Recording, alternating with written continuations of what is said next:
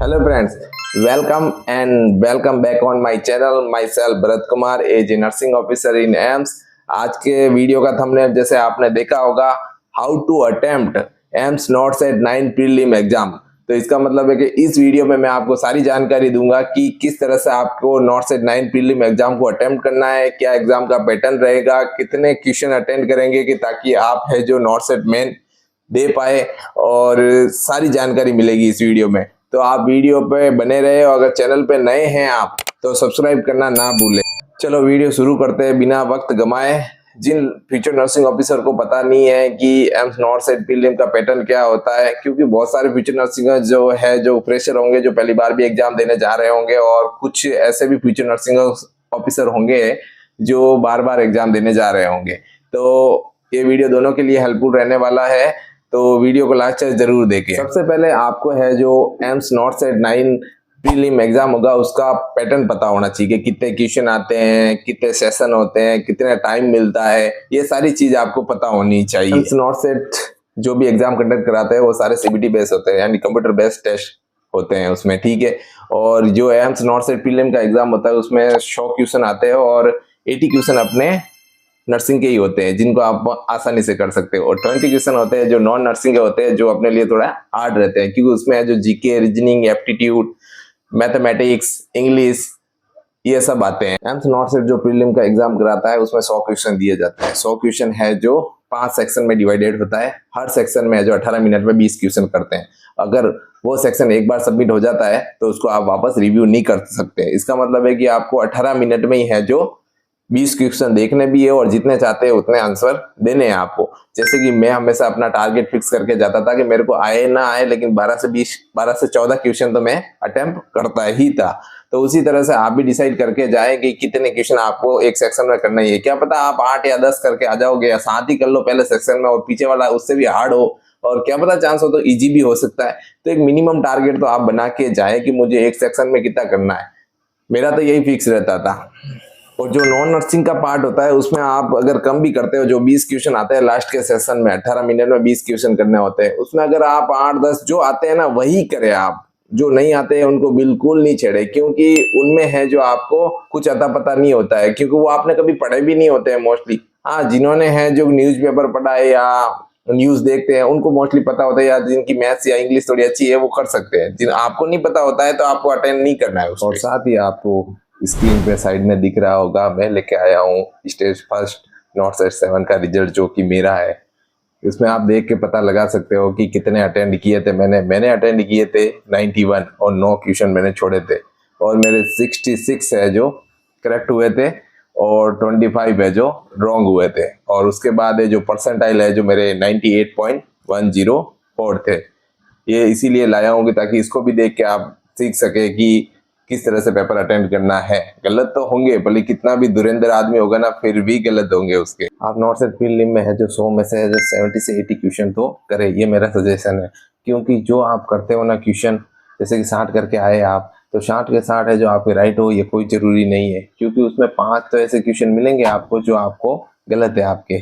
तो अगर आपको 5 दिख रहे हैं तो इसका मतलब आप डबल मांग के चले, यानी 10 क्वेश्चन से आप है जो नेगेटिव करोगे तो आप क्वालिफाई तो हो सकते हो, बट है जो कि वो परसेंटाइल नहीं बना पाओगे जिससे कि आप नॉट सेट मेन में एग्जाम में चले जाओ और 5 गुना में आपकी गिनती हो पाए। तो इस चीज़ का पूर्ण रूप से ध्यान रखें कि 70 से 80 क्वेश्चन तो करना ही है। मेरा तो यही था कि मैं 70 से 80 क्वेश्चन तो मिनिमम करता ही था, और क्योंकि मेन एग्जाम में है ना एम्स दिल्ली, वो है जो सीट जो दी है उसने उसके 5 गुना कैंडिडेट को ही बैठाता है, तो अपनी गिनती 5 गुना कैंडिडेट में होनी चाहिए, ठीक है। ये चीज का ध्यान रखें आप पूर्ण रूप से। आपको क्वेश्चन पेपर अटेंड करते समय ये भी पता होना चाहिए कि अगर राइट आप आंसर देते हो तो 1 नंबर मिलता है आपको, अगर रॉन्ग करते हो आंसर को तो आपको 1/3 नेगेटिव मार्किंग होती है। तो ये भी पूर्ण रूप से आप ध्यान रखें जब आप पेपर अटेंड कर रहे हो।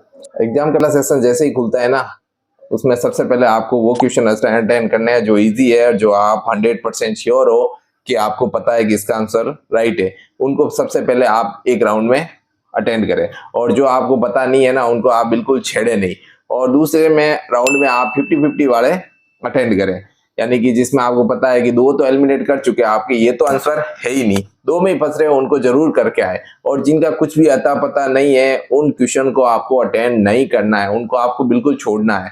ऐसा नहीं है कि मन से, थिंकिंग से, दिमाग से निकाल दिया कि इसका आंसर तो यही है, ऐसा नहीं करना है बिल्कुल, क्योंकि वो आपको है ना नेगेटिव देके जाएगा। क्योंकि राइट तो एक आंसर है, बाकी गलत 3 है, तो इसका मतलब नेगेटिव होने का चांस सबसे ज्यादा है। बहुत सारे फ्यूचर नर्सिंग ऑफिसर है जो परेशान रहते हैं कि सर 18 मिनट में 20 क्वेश्चन कैसे करेंगे, तो उनको मैं बताना चाहूंगा कि जो एग्जामिनर होता है ना, वो उस टाइम को नोट या ध्यान में रखकर ही एग्जाम का वो क्वेश्चन बनाता है, क्योंकि उसको भी पता है कि कितने टाइम में कितने क्वेश्चन वो कर पाएंगे। तो माइल्ड टू मॉडरेट ही एग्जाम का पैटर्न होता है, और आपको सिंगल लाइनर क्वेश्चन बहुत ज्यादा मिलेंगे, जबकि लेंथी क्वेश्चन है जो आपको कम मिलेंगे, क्योंकि वही टाइम मैनेज होता है वहीं पे कि कुछ क्वेश्चन के जवाब आप 5 से 10 सेकंड में भी दे सकते हो, और कुछ क्वेश्चन को पढ़ने में आपको 2-3 बार पढ़ना पड़ेगा, तो आपको 1 मिनट भी लग सकता है। तो इसी तरह से आपको है जो टाइम कंज्यूमिंग और टाइम को मैनेज करना होता है जब आप एग्जाम दे रहे होते हो। और हमेशा है जो भागना नहीं होता है आपको, कुछ फ्यूचर नर्सिंग ऑफिसर ऐसा करता है कि क्वेश्चन को पूरा पढ़ते भी नहीं है, शुरुआत पढ़ा और आंसर दे देते, तो ऐसा नहीं करना है। आपको क्वेश्चन को पूरा पढ़ना है, क्योंकि अगर आपने शुरुआत में पढ़ के आंसर दे दिया और नीचे की लाइन में उसने क्वेश्चन की कुछ अलग लिखा, तो आपका वो क्वेश्चन गलत होने का चांस जरूर रहता है। ये चीज इसलिए मैं बता रहा हूँ कि नॉट सेट 4 का जो मैंने एग्जाम दिया था ना, उसमें मैंने है जो इतना इजी क्वेश्चन गलत किया था जो आप सब जने सही कर सकते हो, कि चेस्ट कंप्रेशन कहाँ देते हैं सीपीआर के टाइम। तो मैंने पहला ABCD ऑप्शन था, तो ये देखते ही मैंने middle half of the sternum कर दिया, जबकि उसके D ऑप्शन में था lower half of the sternum, और वो गलत होने की वजह से आज मैं है जो दूर बैठा हूँ, एम्स जोधपुर मुझे नहीं मिला। तो ये माइनर मिस्टेक है ना, चलो कोई बात नहीं, मैं सेलेक्ट तो हुआ था, ये माइनर मिस्टेक है ना, बहुत दूर कर देती सिलेक्शन से, तो ये पूरा ध्यान रखें आप। एग्जाम देते समय है ना, जो पीसी पे टाइमर लगा रहता है ना, उसको भी बीच बीच में देखते रहे, जैसे क्वेश्चन अटेंड करते रहते हैं आप, क्योंकि उसी से आपको पता चलता है कि कितना टाइम रहा है, कितने टाइम में कितने क्वेश्चन कर पाए आप, ताकि स्पीड कम ज्यादा आप अपने लेवल पे कर सके। एग्जाम देते समय आप ये भी चीज का ध्यान रखें कि पहली बार में जो आप क्वेश्चन पढ़ते हो उसमें 99% कोशिश करें कि इसका आंसर पहली बार में ही दे। अगर नहीं आ रहा है तो आप उसको स्किप करें और नेक्स्ट क्वेश्चन को देखें, क्योंकि अगर उसी में आपने टाइम खराब किया तो आपके पीछे वाले क्वेश्चन छूटने की संभावना भी रहती है। और रिव्यू ऑफ मार्क में है ना, 2 से 3 क्वेश्चन ही डाले एक सेक्शन में, ज्यादा क्वेश्चन नहीं डाले, क्योंकि लास्ट में आपके पास क्या पता टाइम रहे नहीं रहे, तो उनको आप पढ़ भी नहीं पाते हो मोस्टली, और अगर पढ़ भी पाते हो तो टाइम की कंजम्पशन के चक्कर में वो लास्ट में आप है जो रिव्यू ऑफ मार्क में जो आपने डाल रखा है ना, उसी को आप राइट करके चले जाते हो, या फिर छूटने के चांस भी रहते हैं।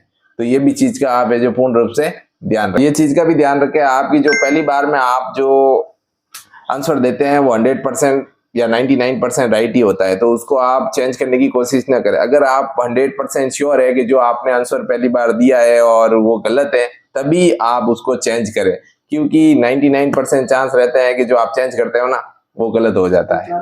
और इस चीज का भी ध्यान रखें आपकी जब भी क्वेश्चन पढ़े तो उसको पूरा पढ़े, अधूरा पढ़ के आप आंसर देने की कोशिश ना करें, क्योंकि बहुत सारी चीजें होती है जो लास्ट में लिखी हुई होती है क्वेश्चन के, जैसे कि फर्दर इंस्ट्रक्शन है, एक्सेप्ट है, एक्सपेक्ट है, मोस्ट कॉमन है, लिस्ट कॉमन है, इनकरेक्ट है, नॉट है, ये वर्ड ही है जो क्वेश्चन के आंसर को चेंज कर देते हैं। और आप पहली या दूसरी लाइन पढ़ के या अधूरा क्वेश्चन पढ़ के उसको आंसर को दे देते हैं उसके क्वेश्चन के, जो कि गलत होने का चांस रहता है। यही सिली मिस्टेक या माइनर मिस्टेक है जो आपको एग्जाम में सिलेक्शन से दूर कर सकती है। क्वेश्चन होते हैं जो प्रायोरिटी बेस होते हैं, उसमें यह होता है कि सारे क्वेश्चन के आंसर है ना राइट होते हैं, लेकिन उसमें आपको प्रायोरिटी देनी पड़ती है, यानी कि सबसे बेस्ट आंसर कौन सा है तो उसे भी चूज करना पड़ता है। तो इसमें भी आप ध्यान रखें, और जो अच्छा आंसर बन रहा होता है ना क्वेश्चन का, उसे चूज करें आप। कुछ आपको सिनेरियो बेस भी क्वेश्चन मिलेंगे जिसमें एक डिजीज पोर्शन दिया होता है और जिसमें बताया हुआ होता है कि ये कंडीशन है, ये कुछ वाइटल साइन या कुछ ऐसे साइन एंड सिम्टम लिखे हुए होते हैं,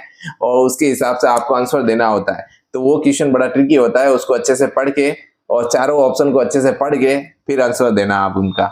5 से 7 क्वेश्चन आपको इमेज बेस भी देखने को मिलेंगे, जिनको आपको खाली देख के क्लिक करना है। वो सबसे कम टाइम वही क्वेश्चन लेते हैं जो 5 से 10 सेकंड में आप आंसर देके आगे निकल जाते हैं, उनमें आप टाइम खराब ना करें। और फ्यूचर नर्सिंग ऑफिसर इस बात का भी ध्यान रखें कि जो बड़ा क्वेश्चन होता है ना उसको आप स्किप ना करें, एक बार तो जरूर पढ़े, क्योंकि जो बड़ा क्वेश्चन होता है ना, या तो क्वेश्चन के अंदर ही आंसर होता है, 2 लाइन में आपको आंसर मिल सकता है, या फिर क्वेश्चन के एंड में आंसर होता है। और वो क्वेश्चन अगर आप पढ़ते नहीं हो और इजी क्वेश्चन को छोड़ देते हो बड़ा देख के, तो आपको है ना लॉस करा सकता है। तो इस चीज का पूरा ध्यान रखिए, एग्जाम देते समय बड़ा क्वेश्चन पढ़ना है आप। और लास्ट में जो नॉन नर्सिंग का जो पार्ट आता है ना, उसमें तो आपको बस जो आ रहे हैं ना वही क्वेश्चन करने हैं, क्योंकि उसमें आपको मोस्टली गलत होने के चांस है जो 100% रहते हैं। जो आपको आया नहीं है उसको अटेंड किया तो, और अगर 7-8 क्वेश्चन भी आ रहे हैं ना तो उसी में आप सब्र कर दें, उसको अटेंड ज्यादा करने की कोशिश ना करें आप, कि वो आपको मोस्टली नेगेटिव ही मार्किंग करवाएगा जो आपको नहीं आए। एग्जाम सिटी जो एम्स नॉट सेट है जो बताता है, तो साइट पे जाके आप चेक करें। और अगर आपकी सिटी है जो आपके होम टाउन के अलावा बाहर कहीं आई है तो एक दिन पहले जाके पहुंचने की कोशिश करें, वहाँ होटल लेके आप रहें। और अगर आपकी होम टाउन में ही आ रखी है सिटी एग्जाम सेंटर की, तो आप है जो 2 घंटे पहले एग्जाम सेंटर पे पहुंचे। साथ ही है जो आप वैलिड आईडी प्रूफ जो कि आपने फॉर्म भरा था उस टाइम जो फिल किया था, और कलर प्रिंट एडमिट कार्ड लेके जाए एग्जाम सेंटर पे।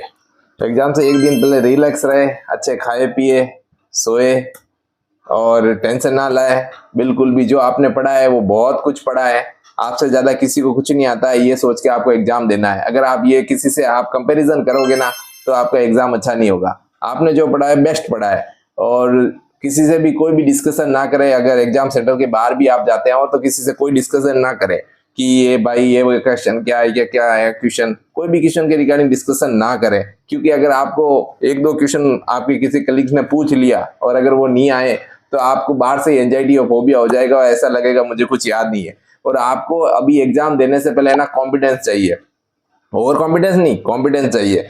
और वही है जो आपको है जो सिलेक्शन की राह पे ले जाएगा और आपका सिलेक्शन कराएगा। और हमेशा अच्छे से पढ़ें और अच्छे से एग्जाम दें। Best of luck. और इसी की कड़ी में मैं लास्ट में आपके मोटिवेशन के लिए एक पंक्ति कहना चाहूंगा जो हर बार मैं कहता हूँ। मेरे डियर फ्यूचर नर्सिंग ऑफिसर्स, कौन कहता है कि कामयाबी किस्मत तय करती है? अरे कौन कहता है कि कामयाबी किस्मत तय करती है? इरादों में दम हो तो मंजिल भी झुका करती है। ये वीडियो आपको कैसा लगा कमेंट में जरूर बताना। अगर अच्छा लगा है तो लाइक करना, और अगर चैनल पे नए हो तो सब्सक्राइब जरूर कर लेना, क्योंकि मैं ऐसे ही वीडियो आप फ्यूचर नर्सिंग ऑफिसर के लिए लेके आता रहता हूँ। और thank you for watching and bye bye.